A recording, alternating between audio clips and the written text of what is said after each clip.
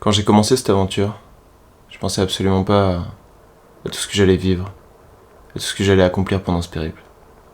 Pour moi, c'était juste un challenge personnel, pour voir si j'étais capable de pédaler quelques centaines de kilomètres à vélo, de me déplacer de manière beaucoup plus soutenable pour la planète et surtout, si j'étais capable de voyager seul, dans le silence, chose qui me faisait extrêmement peur. J'avais commencé ce périple avec des potes, qui m'ont proposé de m'accompagner sur les premiers jours, histoire de déjà savoir si j'étais capable de pédaler 5 à 7 heures pendant plusieurs jours d'affilée, si j'arriverais à tenir le rythme. Ensemble, on est allé jusqu'à Bruxelles, puis jusqu'à Amsterdam. Et c'est là que j'ai laissé mes amis. Après ça, l'aventure commençait. Maintenant, j'allais être seul. Je venais de quitter mon appart, mon taf. J'étais parti pour plusieurs mois juste de voyage, en solitaire. Pour être honnête, je savais pas trop ce que je faisais. J'ai rencontré pas mal de monde qui m'ont dit que j'étais vachement courageux de faire ça seul. Et sans prétention, je pense que c'était plutôt de l'inconscience, juste je savais que j'avais quelques objectifs. Aller voir mon pote à Copenhague, je voulais absolument voir Oslo, Stockholm, Prague. Mais entre les deux, c'était simplement du test. Savoir si j'en étais capable. Juste une sensation d'inconnu qui m'attirait.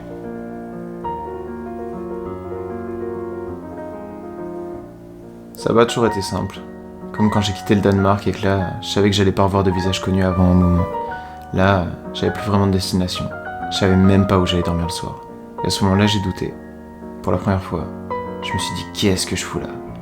C'était encore une nouvelle étape dans l'aventure. Mais c'est passé assez vite. Et j'ai continué, toujours en avant. J'ai fini par trouver un endroit et j'ai fait ma première nuit de bivouac sauvage, le long de la côte suédoise. Je pense que le fait de pas vraiment avoir d'objectif, de deadline, ça m'a aidé à juste avancer sans pression. Parce que pour la première fois depuis longtemps, peut-être même pour la première fois de toute ma vie, j'étais libre. Je me sentais vraiment libre de faire tout ce que je voulais. Parce que je m'étais accordé quelques mois, juste pour tenter quelque chose. Pendant ce périple, j'ai vu des scènes incroyables. Des lacs paisibles en Suède, des montagnes impressionnantes en Slovaquie, des collines sans répit en Tchéquie, jusqu'aux Alpes enneigées de Suisse. Vraiment, autant de choses magnifiques que je pensais jamais découvrir d'une seule traite et surtout pas juste à la force de mes mollets.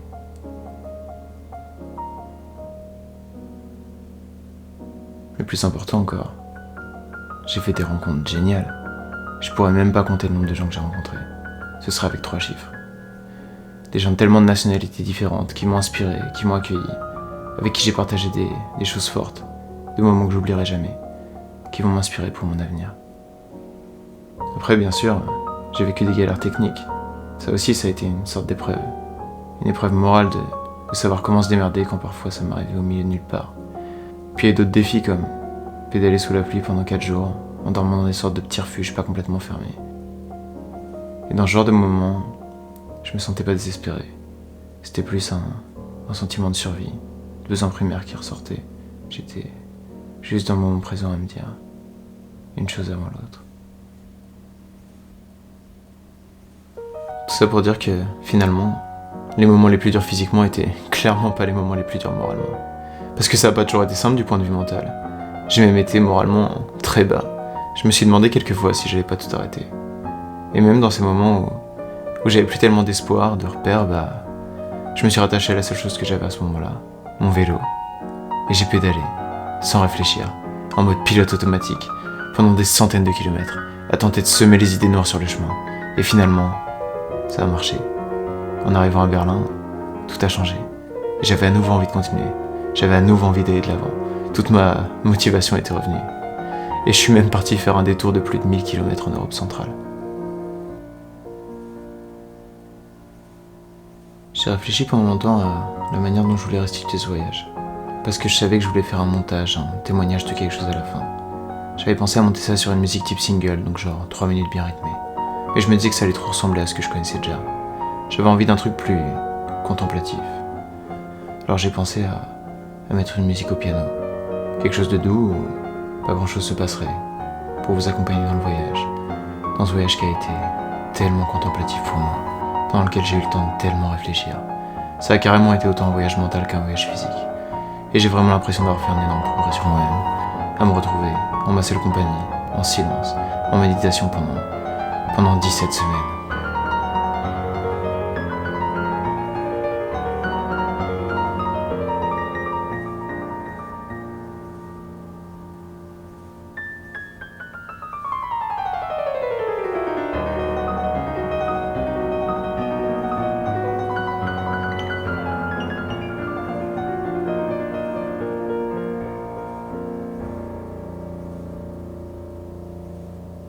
Et puis, dans les derniers jours de mon périple, j'ai eu l'idée de la voix off. Alors voilà, ce sera ça ma manière de vous raconter tout le chemin que j'avais parcouru sur la route, et surtout dans ma tête. Là, je m'expose aujourd'hui. J'ai jamais autant mis tout mon cœur. Je me suis jamais autant dédié à un projet que j'allais publier. J'ai aucune idée de comment il sera reçu, mais j'ai plus peur. C'est aussi une des leçons que j'ai comprises pendant ce voyage, et que je veux m'appliquer, c'est que faut que je me lance parfois, quitte à me tromper. Faut plus que j'hésite pour avancer dans cette aventure. Et ça voudra peut-être sûrement rien dire pour vous, mais au bout de 4 mois de voyage, pour moi, ça a du sens.